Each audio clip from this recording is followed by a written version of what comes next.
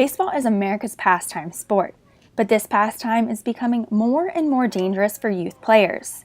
A 2015 Journal of Arthroscopy report found that a third of all ulnar collateral ligament or Tommy John surgeries are done on youth pitchers.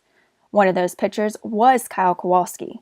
He was a freshman in high school when he had his Tommy John surgery. In the last game, I was pitching and just one pitch, I tore it. But since it was the last game of the season, I just thought it would get better. And then through the winter, I couldn't really throw. This is a common thing seen in youth sports, especially now that children are playing on multiple teams year-round. This constant wear and tear eventually catches up to them. If you play year-round baseball, right, and you're pitching year-round, your body never has a chance to rest. And as a young athlete, that's when your body's rebuilding. You know, when you sleep, that's when your body rebuilds. It's not when you're, out here working out. That's when you're breaking things down. You get stronger with the mixture. Dr. Paul Gardner is a chiropractor who works on professional athletes and is a father who coaches his son in Little League Baseball. When Gardner's son told him about a sore elbow, he had an MRI done immediately to determine what was going on. Gardner's son ended up almost tearing his growth plate, which could have needed Tommy John surgery. That is the ulnar collateral ligament, and they have growth plates that attach there. So they call it, it's actually called Little Leaguer's elbow.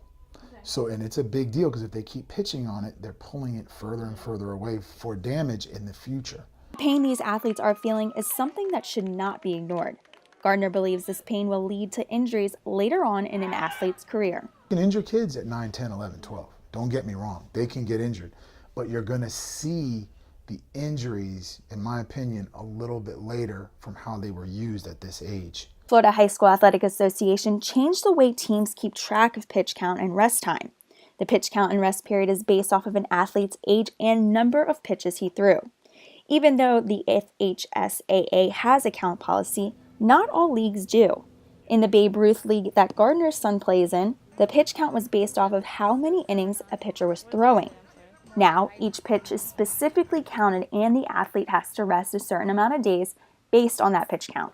However, many coaches are not keeping the correct pitch count. They're only recording pitches thrown during a game, not the ones thrown during warm-ups or in the bullpen. Modus is a company that's trying to change that with a mobile device app that connects to a wearable sensor to track pitch count, speed, angles, and arm stress. This app and sensor will let pitchers know when their arm is ready to throw in a game again. We have the studies that are going on with youth teams right now. Like I said, we have a couple 14U teams out in the Midwest that are testing, and they're testing strictly on a health score, not a performance metric, but just seeing how much stress their players are putting on their arm. Even though the technology is here, there's still an issue with coaches communicating to make sure that they're protecting the players. I came back and I went in for one inning and I walked 4 guys straight and then got taken out. So that was my last time pitching for a couple more months because I realized I wasn't ready. I just didn't have it back. Nicolette Jennings, WUFT Sports.